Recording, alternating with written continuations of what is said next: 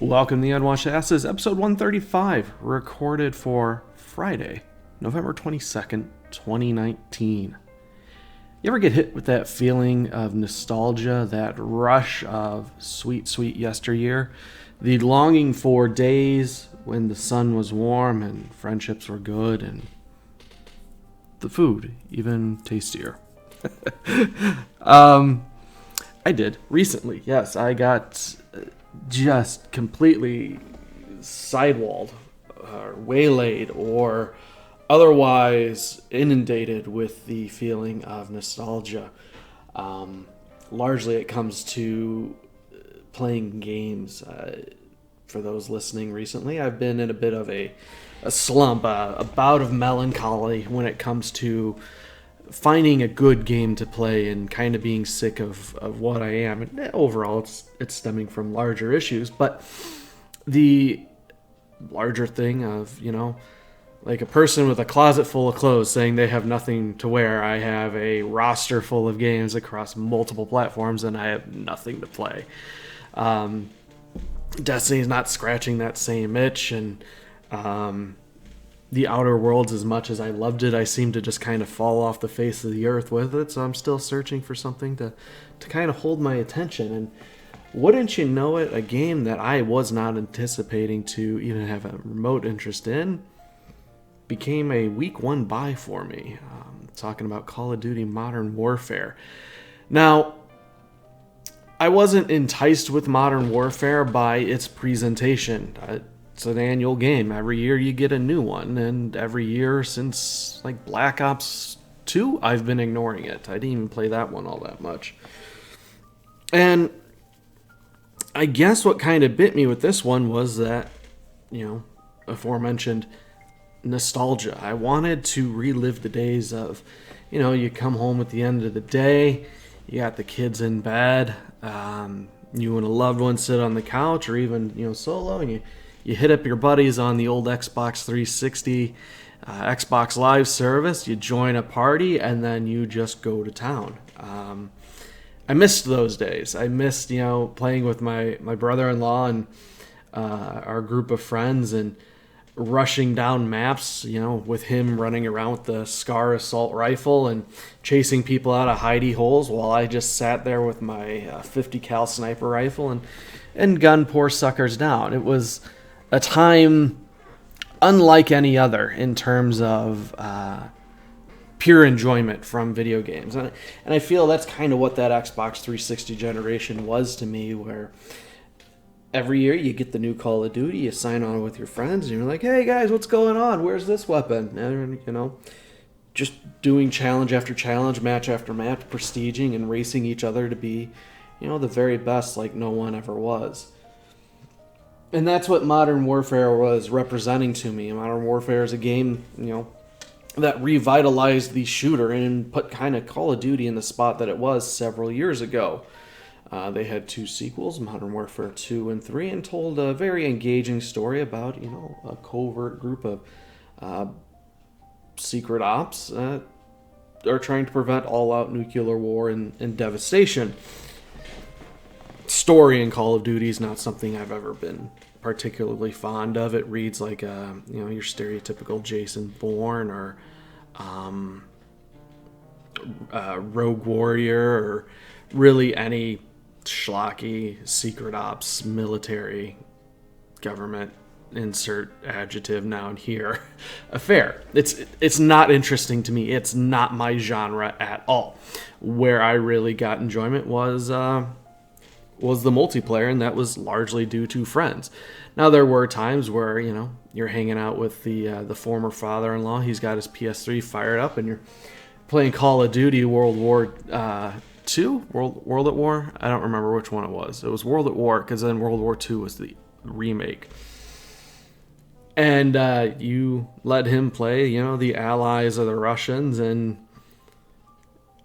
you have to take up the role of der Übermensch and then kick down his door and gun him down time and time and time and time again before going online and getting your own shit pushed in. Those are the days that I miss. I think everybody can relate to something like that, the yesteryear feeling. So with this Modern Warfare, we had the first game that came out, and then a year or two ago they remastered it, gave it an upscale and kind of tweaked things. I have that one. I got it with my graphics card, but I still have yet to play it. Although I might go back now, having played the remake, because that's confusing. We have the game, we have a remaster, and now we have a remake, which is acting as a soft reboot. So, having not played the first Modern Warfare, I got into it with Modern Warfare 2. I'm not entirely well versed on the story of the original, but the second,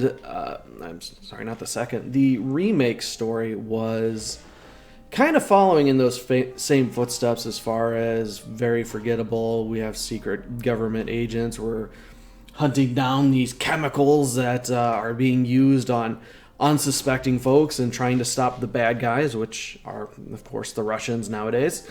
And we have to stop them. I typically try to progress through a story campaign first because it's going to be a set length. And in these games, they typically don't add any DLC, which expounds upon said story. It's just, that's that.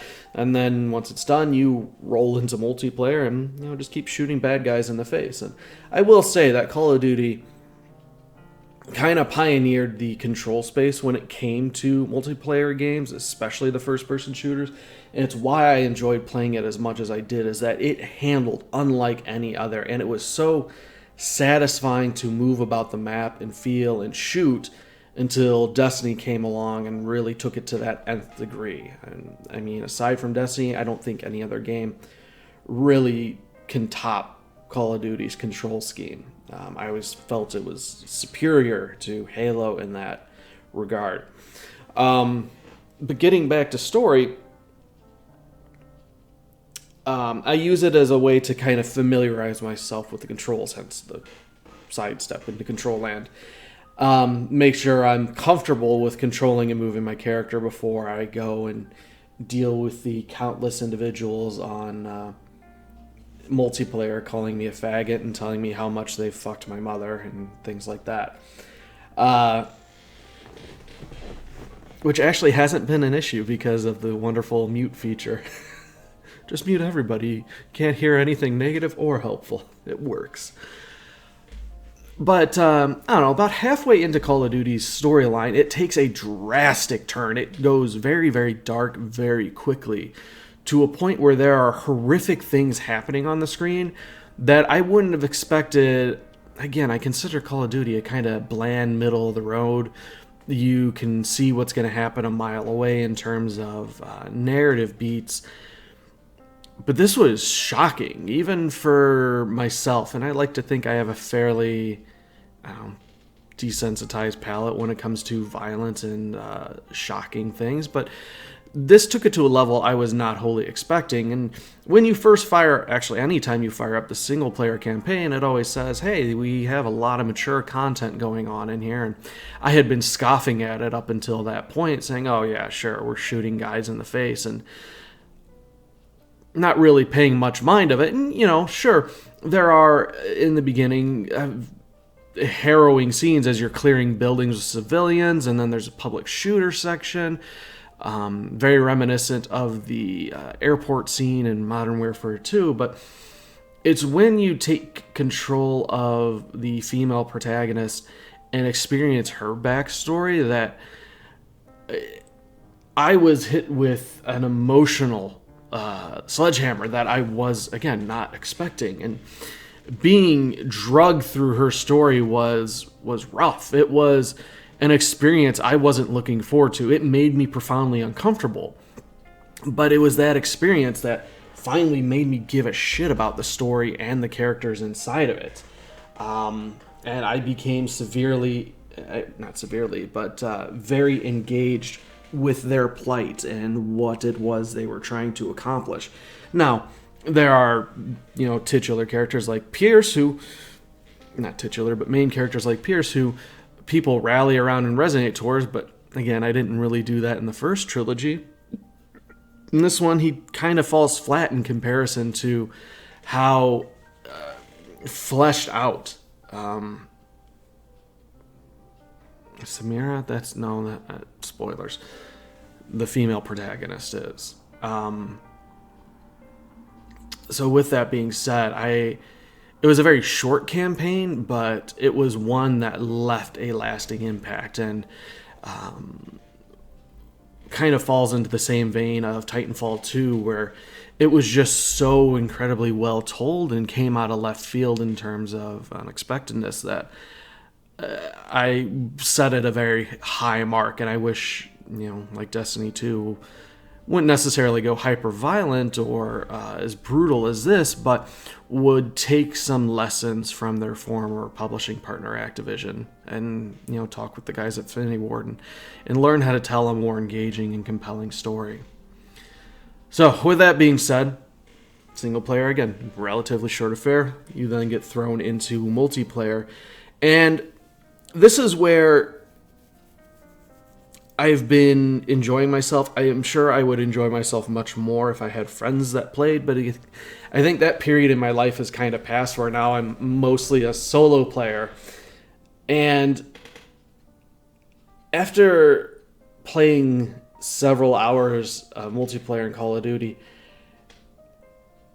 I realize how a game like Destiny just makes you into a fucking superhero, and I didn't feel that way before.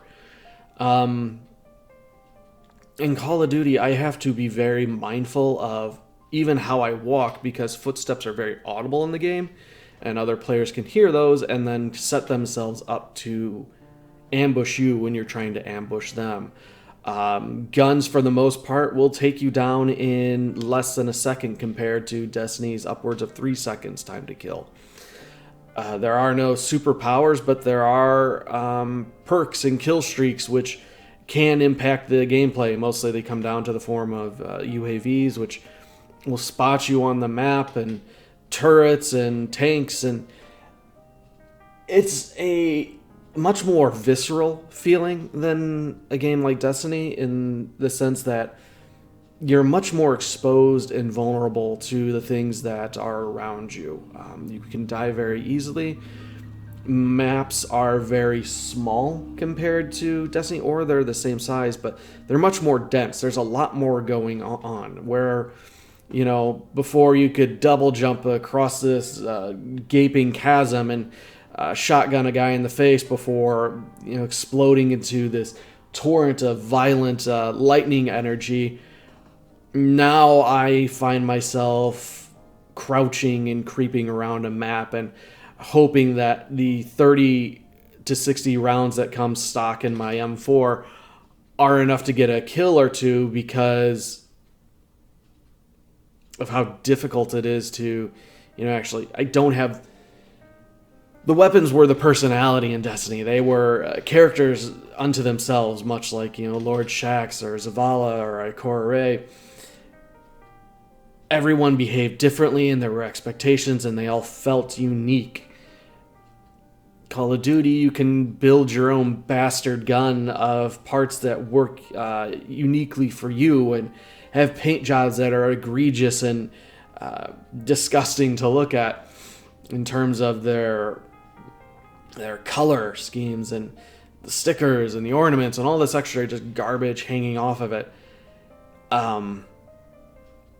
The gun isn't the character so much as it is an extension of you and your own play style. Whereas Destiny kind of forces everybody into a similar play style of constantly moving and running into a meta of using the same guns. I feel that Call of Duty rewards a little bit more varied gameplay, even though everybody's running around with the 2-barrel shotgun and the M4 at the moment. I feel comfortable that I could, reliably snipe in this and be rewarded, because instead of taking 3 or 4 shots to drop somebody with a sniper rifle, it's the standard 1 shot. And there's a perk system that it allows for much more customization than Destiny does. And because of how easy it is to die, I take greater care in keeping my person alive as long as possible. So it's a great respite and makes me appreciate what I have in Destiny and then what I don't. So like yesterday, I went through and I did the weekly challenge for unhaunting Eris Morn, and I felt like a god running through. Like I was untouchable. Nothing could bring me down. After, again, having spent several days in Call of Duty, just it gives you that appreciation, and it was very unexpected. So I know with an annual release of Call of Duty, they're all going to be kind of hit or miss. Some will land better than others. And again, I've skipped the past 4 or 5 years worth. But this one, despite all the complaining you'll see on the subreddit, it definitely hit home for me, and it felt good to come back to it. So I'm excited to continue playing it. But that's going to wrap this one up. If you have your own thoughts, concerns, critiques, complaints, criticisms, or just otherwise want to shoot the shit about video games, send an email over to theunwashedasses@gmail.com. And of course, we have a new show out, Monster a Week. Every week I'm going to delve into well-known and lesser-known monsters and give you a bit of history on their origins, their history, what they're all made about, and just have a good old fun educational time. So those are going to be posted up on the public feeds Mondays. But if you want to get them Fridays, same day they're recorded, head over to patreon.com/0and09. Even if you're pitching in $1, you'll get the episodes 3 days early there. And yeah, I would appreciate that, giving that show a listen and letting folks know about it and letting me know what's working and what's not. But that's going to wrap this up. We'll talk to you next week. Blood for the Blood God.